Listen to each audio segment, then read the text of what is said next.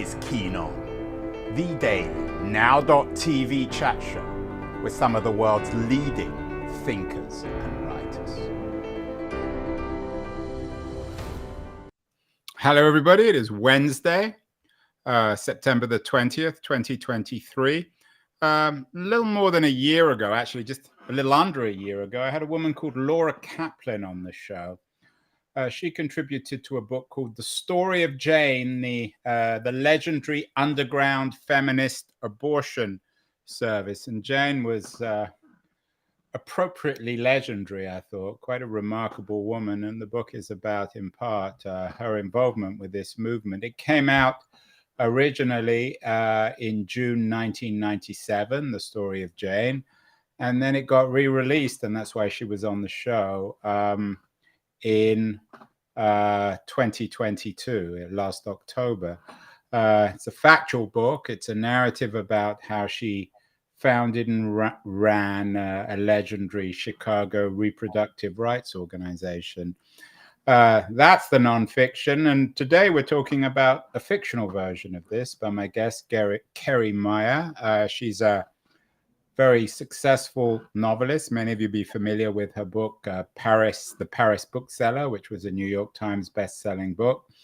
And now she has a fictional recreation of the very subject that I talked to Laura Kaplan about. And she's joining us from her home just outside Boston. Congratulations, Laura, on the book. It's always interesting to have fiction following nonfiction. Why did you decide to do this book? In some ways, for me at least, it's slightly out of keeping with your previous work. You know, it is a departure in a lot of ways. So there's sort of two parts of the question. So the first part is I found out about the Jane Collective from an NPR news story way back in 2018. I was driving to meet a friend for a movie, listening to NPR, and they did one of these terrific narrative news stories that they do about the women of the Jane Collective. And this is the first time I had heard about them. And, as they talked about all the things that the Jane Collective did, they started as a referral service in Chicago, referring women to safe providers of abortions in the late 60s, and eventually took over the whole operation to provide the abortions themselves. And these were lay practitioners, regular women, just like me, I thought to myself, who were providing this service in Chicago. And, I'm listening to this news piece going, really? They did? They did that too? And by the time I stopped the car, I was just completely riveted by this story. And of course, I'm a writer. So of course I fire up Amazon to see if anyone else has written a novel about them. And to the best of my searching at that point, they had not. I did, of course, see Laura Kaplan's nonfiction book about Jane. And of course I ordered that and I read it. And that began a lot of reading about Jane and preparing to hopefully someday at that point write about the Jane Collective. It is a departure from my first three historical novels in some really important ways. My first three historical novels were about real life women. They were about Kathleen Kennedy, John F. Kennedy's younger sister, Grace Kelly, and Sylvia Beach. Sylvia Beach was the star of the Paris Bookseller that you mentioned. She opened the original Shakespeare and Company book store in Paris in the 1920s. Yeah, now, and that's the Paris Bookseller, and then the other one is the Kennedy Debutante. Yes, the Kennedy Debutante. And the book in between those was about Grace Kelly. It was called The Girl in White Gloves. There it is. Beautiful. All of those have such beautiful covers. But with this novel, with All You Have to Do Is Call, and with the Women of the Jane Collective, I did not want to write about the real life women for many different reasons. But part of which was the characters, the three point of view characters who became my main characters in this book, Veronica, Patty, and Margaret, they kind of made themselves known to me as characters almost as soon as I started thinking about this as a novel. And they were entirely fictional women. One of the reasons I wanted to have an entirely fictional cast of characters in this novel was because I did actually want my characters to be older than most of the real life women of Jane. I mean, the real life women of Jane, the earliest members were college students and also just out of college. So these were remarkably young women doing this work. Um, and for narrative reasons, I wanted my characters to be a little bit older. I wanted at least two of my main characters to have children themselves. Veronica, when the book opens, Veronica is my character who's one of the founders of my fictional version of Jane. She has already a 7-year-old daughter when the book opens, and she is pregnant with another child. So that would have been tough to do with characters who were in college. So I hope that answers your question. So in an odd way, Kerri, I don't tend to, for the most part on this show, do interviews with novelists, but I'm particularly intrigued when literature or nonfiction and fiction kind of merge. Would it be an exaggeration to say that for you to get to the core truth, in your view at least, or the complex truth, the meaning of what happened with the Jane Collective in the late 60s and early 70s, is you had to do literature? You know, that's a beautiful way of putting it. I mean, certainly Laura Kaplan did a terrific job with her nonfiction account. There's another terrific nonfiction account of Jane called, it's actually sort of a fiction nonfiction hybrid called Hello, This is Jane by Judith Arcana, who is another member of the service. And so there's lots of points of entry into material like this. But something that I say at the end of my author's note that I stand by is this idea that, as Laura says in her title, the legendary service of Jane, they really are kind of a legendary group of women. I compare them to the Knights of the Round Table, who, we've told stories about the Knights of the Round Table over and over and over again. And I think that the women of Jane are deserving of similar treatment. I think there's lots of ways in which to tell this story, and that we need to tell this story. There are other points of entry. I told a provider story. The most of my characters are on the provider side of the service, as they called it internally, the Jane service. But there's potentially some stories and novels to be written from the other side, from the women who are going to the service.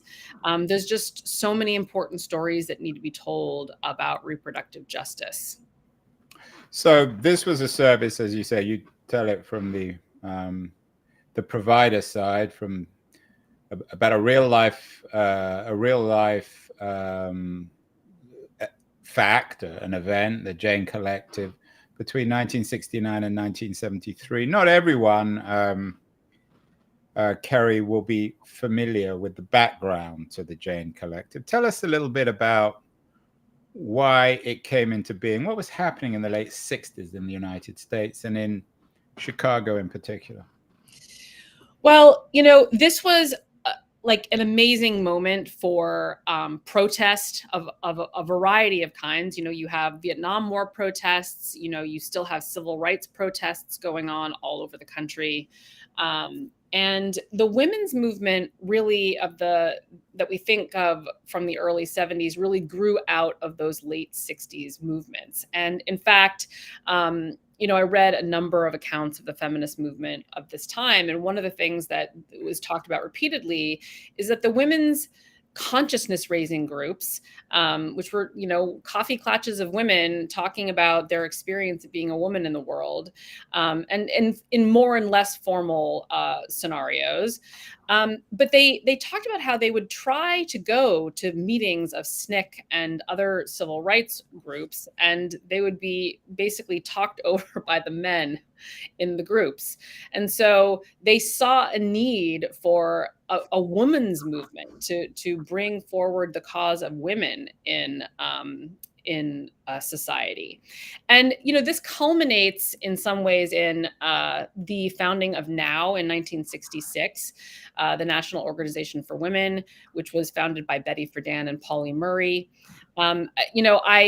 I went and read, this is a fascinating document to read now, the 1966 mission statement of NOW, which cites a number of statistics, one of which is that women in 1966 made 60% of what men did for the same work.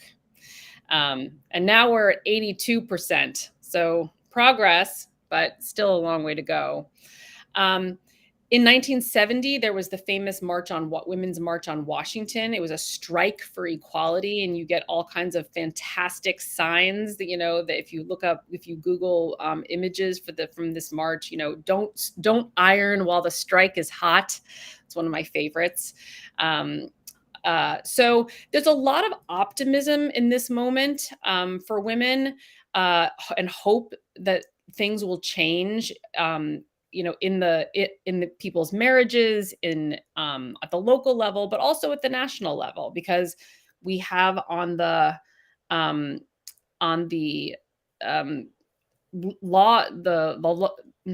on offer in Congress and in the Senate, the Comprehensive Child Care Development Act, which would have offered universal child care and preschool, which would have changed the lives of single women and working families forever.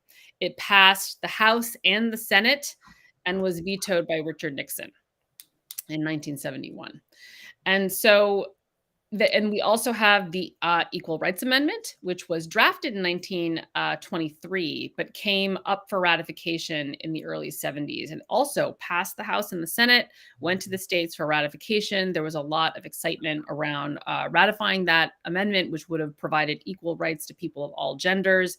But for it, that there's a novel unto itself in that, but unfortunately did not get ratified in time to become an amendment. And there's a movement afoot to resurrect it, which I really hope happens. Maybe that'll be the subject of your next novel. We also have, if not the seeds of the culture wars, because they probably went back further, but certainly echoes of much of the debate today. You mentioned we did a show on Pauli Murray a few years ago, and Betty Friedan's foundation of NOW in 1966. But you also had the rise of a reaction to that, Phyllis Schlafly, and hostility to the ERA. What do you make of that? Was that a genuine conversation, or do you see dark forces behind the reaction to Friedan and her work? I'll be honest, like that movement was not the focus of my research. I know some things about it. I think Phyllis Schlafly is herself a fascinating figure. She was played in a movie by Cate Blanchett recently, I believe. And Cate is one of our great actresses. It's so complicated, and I don't want to boil it down to any one or two things. I think one of the things that really emerged in my research, because I was really focused on abortion and reproductive justice and the history of that in this country, was to notice how differently the women of Jane, and even nationally, talked about abortion in the late 60s and early 70s to the way we talk about it now. So I was born in 1975. Okay. So these women that I'm writing about were like my mother's age, the age of my college professors. And, so I had some experience with the way they spoke about these things, but really I was raised in what we might call and I don't know if people are going to be able to see me, but I'm putting quotation rabbit marks around this term, pro-life. I was raised in the pro-life era. Okay. And that group of conservative thinkers really took over the language and the way we talk about abortion and reproductive rights. In the 1960s and early 70s, it was a conversation about women's liberation, women's lib, feminism, bodily autonomy, and human rights, women's rights.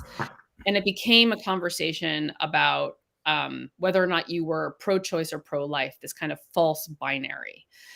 And I think one of the things that really gives me hope is that in the last 5-ish years, but especially in the last year since Dobbs, there's been a concerted effort among pro-reproductive justice activists to take the language back. And we're not going back to an antiquated 1970s language, right? Like that would not be the right thing to do. We're feminism and the language of reproductive healthcare is much more inclusive and very different than it was 50 years ago, appropriately. But there is, I mean, even just no longer calling the former pro-life movement pro-life, but calling it anti-abortion or anti-choice.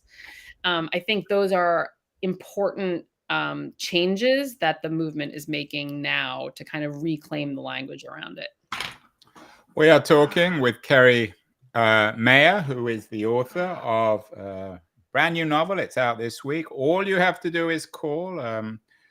Fictional recreation of the Jane Collective. We're going to take a short break now. And after the break, I want to talk more with Kerri about where we were back then with abortion and today, and the challenges and opportunities of writing a novel about a subject that she obviously feels so strongly about. So don't go away, anyone. I just want to remind everyone that we are sponsored by Liberties, a quarterly journal of culture and politics. I'm going to run a short ad for them, and then we'll be back in 2 seconds.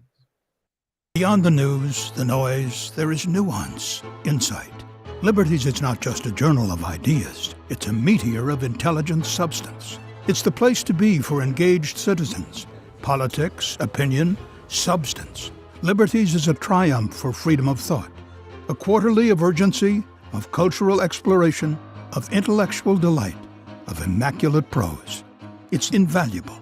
Subscribe now or find Liberties at your favorite bookseller. And you can subscribe to Liberties at libertiesjournal.com. We are talking with Kerri Maher, the author of All You Have to Do Is Call, a brand new novel about the Jane Collective of the late 60s, early 70s in Chicago. Kerri, we talked a little bit about the politics of the late 60s, early 70s. What about abortion itself? Where were we back then legally? What could and couldn't you do? Well, it's a lot like where we are now, which is that it was essentially up to the states. There were, in many states, there were these therapeutic abortion laws on the books, which made abortion technically legal in certain cases. So you have a situation in which women who their own life and health might be threatened by carrying a child to term, having to go before hospital boards, which were largely comprised of men, although it didn't seem to matter very much, having to ask for this procedure and justify needing this procedure, which, as you can imagine, did not really go very well. The nonfiction accounts of Jane, like Laura's book, are full of just horrifying anecdotes about women having to go before these boards and being denied the health care that they needed to stay healthy and safe, which really made Jane very, very necessary. And something we haven't mentioned yet is that Jane, the lay practitioners of Jane had an incredibly low incidence of complications. They learned how to give this procedure very safely in a very straightforward manner. They always provided antibiotics to stave off infection. And by they could not, because what they were doing was illegal, they could not keep the kinds of records that would enable us to give us great numbers now. But the estimates are that they either referred or provided 10 to 11,000 abortions in Chicago in these years. It's really remarkable. That's an astonishing number. It's amazing in one city, right? I think so. This is also an instructive piece of this history. So you have the states. States are able to make their own laws. So some states have these therapeutic abortion laws, and then in 1970, kind of famously, New York State becomes the first state to legalize abortion in the way we think of it today, right? Where you don't have to justify it. You can ask your doctor for the procedure and get the procedure without a hassle. And Jane actually because New York wasn't that far from Chicago, the women of Jane actually wondered whether or not they should become a referral service again, or a bus service. Really, the resonance with today is astonishing, right? Because now we have providers trying to figure out how to get women from states where it's illegal to states where it is legal. And we have the states trying to clamp down on that. It's really, it's a mess out there now. And in some ways it was less messy in the 70s. But there was an overall social movement toward making abortion legal. It was in the polls, it was widely favored, and obviously the Supreme Court made the decision. It just wasn't as controversial as it is now. Yeah, I'm rereading Rick Perlstein's trilogy of books on Nixon and Reagan and that period, and so many of the issues are almost identical today. It's astonishing, and obviously abortion is one of the central ones, or the debate about abortion. As a novelist, we talked about this, Kerri, at the beginning. I mean, your other three novels that you talk about, the Kennedy Debutante, the Girl in White Gloves, and the Paris Bookseller, are all, I don't know whether you would want to call them romantic literature, but certainly not didactic in any way. Is this book all you have to do is call? Would it be an insult if I said it was didactic? Did you want it, or do you want it to be didactic? Is there a lesson there? It's not an insult at all, but I'm not sure I would use that word. It's certainly an issue novel, and I would say my first two novels, Kennedy Debutante and Girl in White Gloves, were not issue novels per se, but the Paris Bookseller is, I'm not sure we would call it an issue novel, but it absolutely is about censorship and fighting against right. Yeah. Sylvia Beach, in addition to running the world's most famous bookstore, also stepped up and published James Joyce's Ulysses after it had been banned in a big court trial in New York in 1921. And oddly enough, as that book was coming to press, we were there nationwide. There was this spate of, censorship happening in schools and public libraries all over the country. The Mouse was pulled in Tennessee, and that was just like an avalanche of other censorship examples in the news. So, I think I think maybe I've changed lanes a little bit from the Kennedy Debutante, but I've sort of changed slowly. And all of these books, I think what all of these books have in common, and is one of my central themes as a writer, and I don't really see myself ever getting too far away from this, is that it's about women helping other women. They are about women coming into their own and finding their voices and finding their independence against the odds, against certain historical circumstances. That was one of your women friends. It was actually a reminder to get my daughter somewhere, but I've already rearranged that. I apologize for the alarm. No, I'm teasing you.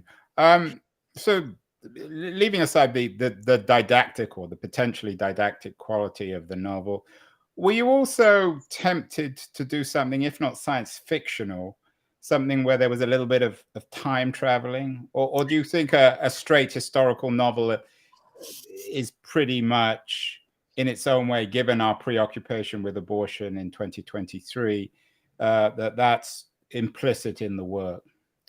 That is such a fascinating question, because I'm actually toying with the idea of time travel, not for my next novel, which I've started working on, but for a future novel. So time travel is on my mind, although it did not even occur to me in the writing of this book.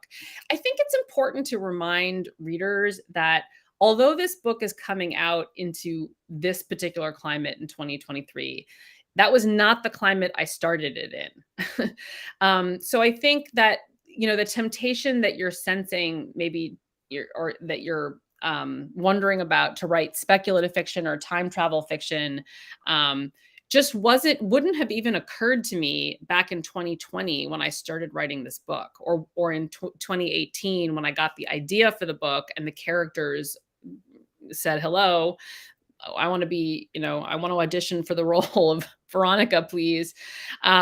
So it's an interesting question, but I think it's partly an accident of when this book is coming out, that it feels almost speculative. It feels like a time travel novel, but that wasn't the world that it began in. The world caught up with your book.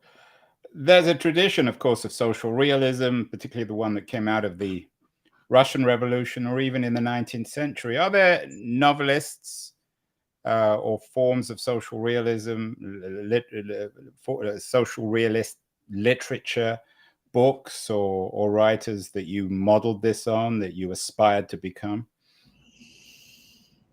Gosh, that is such a big question. I mean, of course, when you think of social realism, I think we all think of Charles Dickens, even though he's not at all contemporary. He sort of, I think, was the great grandfather of social realist fiction.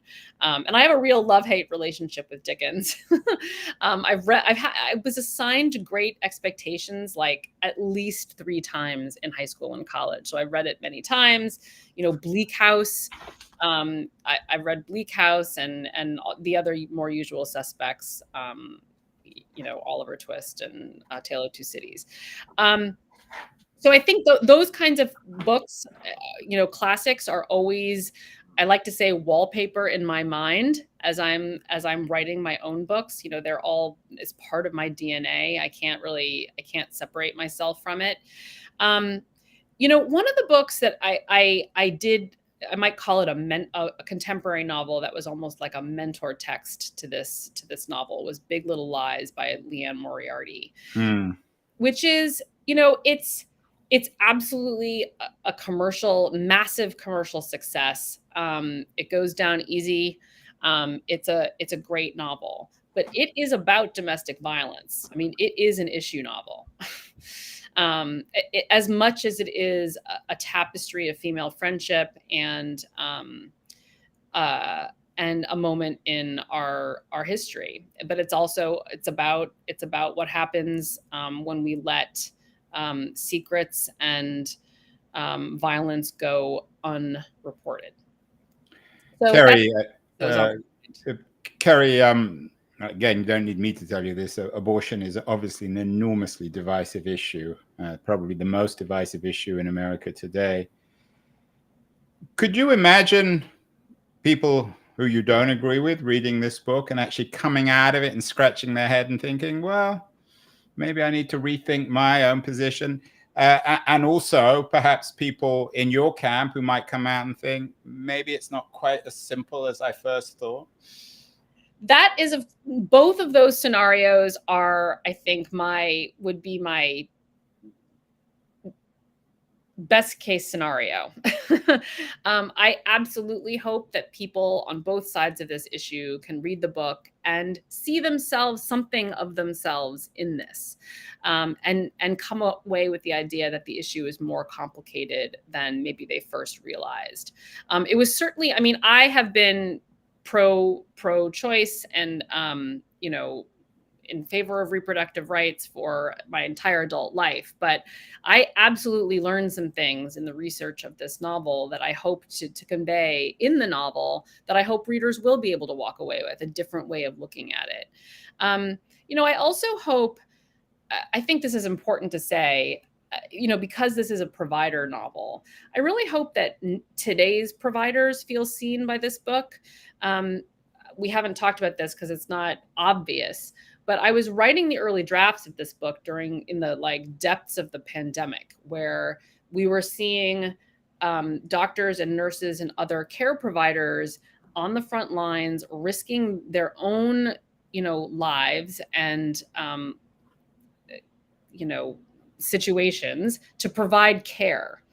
And that is exactly what the women of Jane also did. They put their own selves and their lines and their livelihoods on the line to provide care to the women who needed it in Chicago at this moment of history. And even though obviously the pandemic was an illness and, abortion is a different thing, that call to service was something that I really admired in people during the pandemic and wanted to bring to these characters, because I do think that there's a through line there. Kind of civic duty. Finally, Kerri, given how divisive this is, there are many people in America who are also talking about being in the middle of reestablishing conversation, of people understanding the point of view of the other side. We've done shows on Braver Angels and many other groups like that. Is there a way? And I'm not going to talk about splitting the baby here because that would be rather crude, but is there a way that we can get beyond this, or is this just going to be an issue that keeps on dividing America, upsetting everyone, and creating one kind of legal precedents and political precedents after another? Gosh, I hope not. But I think it is important to note that the polls show that your average American voter overwhelmingly supports abortion rights. It is a small number of politicians who are in the seats of power who are making this such a divisive issue. It's a delicate issue, and it's being made into a divisive issue by a minority of Americans. So I think that's important to say. And I do, there's a character, one of the point of view characters in this novel, Patty, is the one who traverses, I think, the greatest divide in her own life and mind about this. And it's because it hits home for her in a very specific way. And I do think reading, there's studies that show that reading increases our empathy. It helps us think about the world in different ways. If some reader can be in Patty's shoes and experience Patty's story as their own, I do hope that maybe they can come out the other side of the novel and realize, this is something I say in my author's note, there is no them here. It's all us. It's all us here.